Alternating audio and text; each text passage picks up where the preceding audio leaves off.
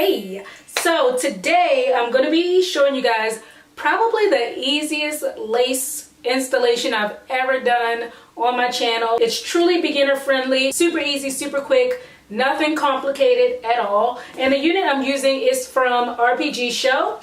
It is this long straight number. I'm not sure exactly how long this is, but I'll put all the specs in the description box. And it's mainly dark brown and it has some subtle highlights all throughout the wig. It comes already pre-plucked, so you don't have to do any tweezing if you don't want to. So with this wig, up to this point, all I did literally was trim the lace off. I put it onto my mannequin head. I clipped the hair back so it's up and out of the way. And I just cut the lace off following the hairline that's already on the wig. That's really easy, just to cut right in front, like directly in front of where the hair on the wig starts is what I did all around the front, and I just cut the back lace completely off. I didn't bleach the knots, but actually it looks like it's pre-bleached, so that's good if it is. If not, I didn't feel the need to bleach the knots on this. Didn't remove any hair on here, didn't thin it out in any way, literally just cut the lace off. It comes with a pre-attached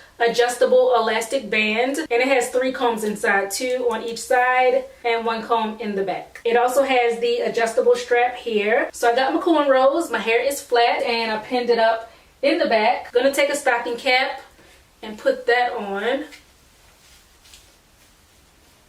I usually just do this to protect the back of my head and keep it from snagging on the inside of the wig. So I just push that all the way back like that to the middle part of my head. And someone had asked before if the cap slips back on me throughout the day. I've never had that happen, so no, it stays put, and I've used tons of different caps and they've never slid back. I'm going to tighten the adjustable strap some so I get a snug fit.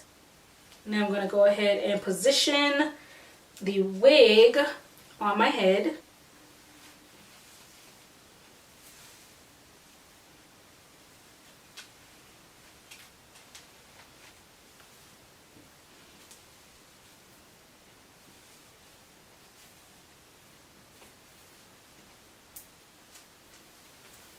Just gonna comb the hair out. I know my wig is sliding back right now because I was combing it, but we'll fix that in a second. So now I'm gonna take my hot comb and go through, especially over the top, to flatten it. Just make it look as flat as I can get it.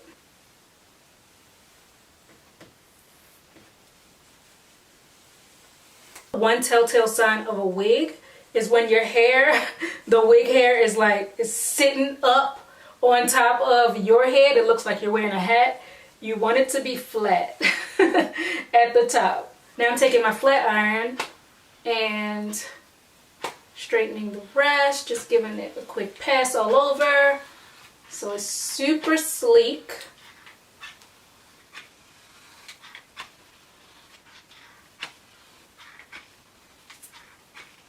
And now I'm going to get this wig in the correct position, right there. Push those side combs in once I've gotten it where I want it. And really the only other thing that is a must for me is to add some concealer to the part, just to bring it out some more. So I have my MAC Studio Finish. I'm going to take it on this tiny brush here.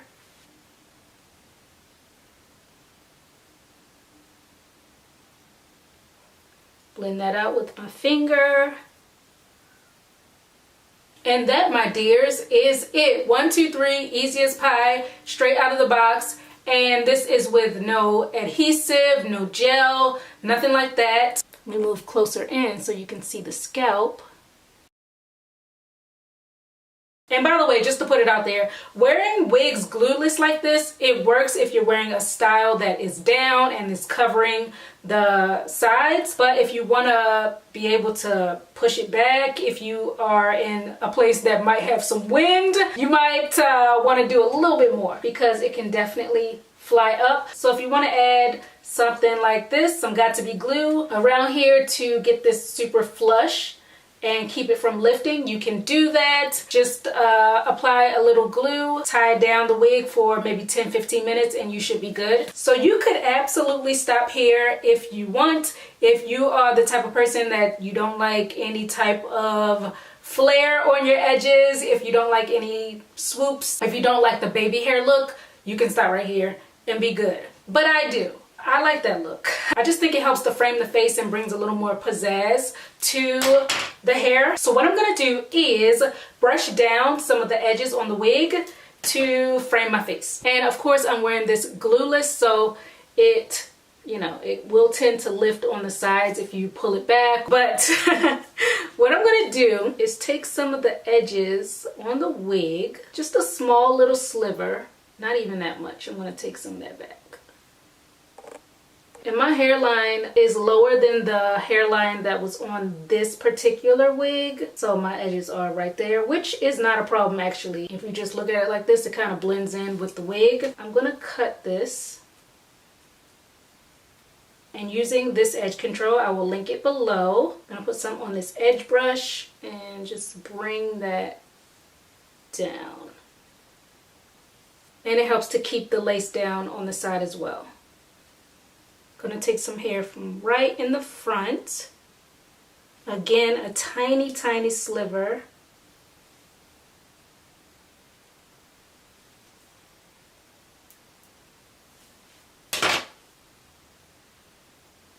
I'm gonna trim it short, brush that into place.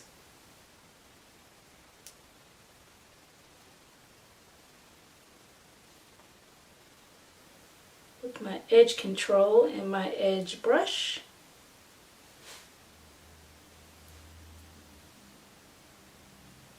And if you add a little dab of edge control right at the lace where it starts, it'll lay it down.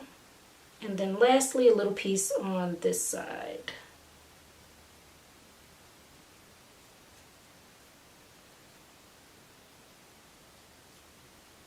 Dab of edge control to keep the lace flat.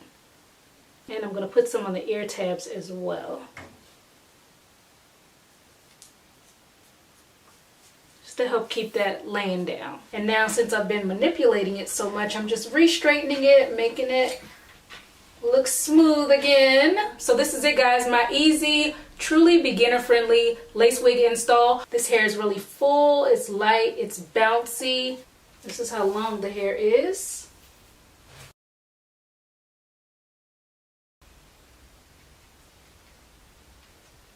Close up of the parting.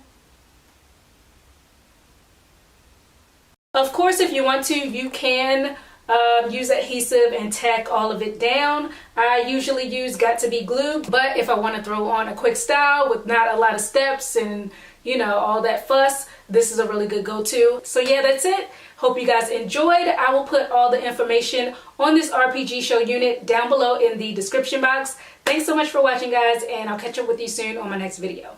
Bye.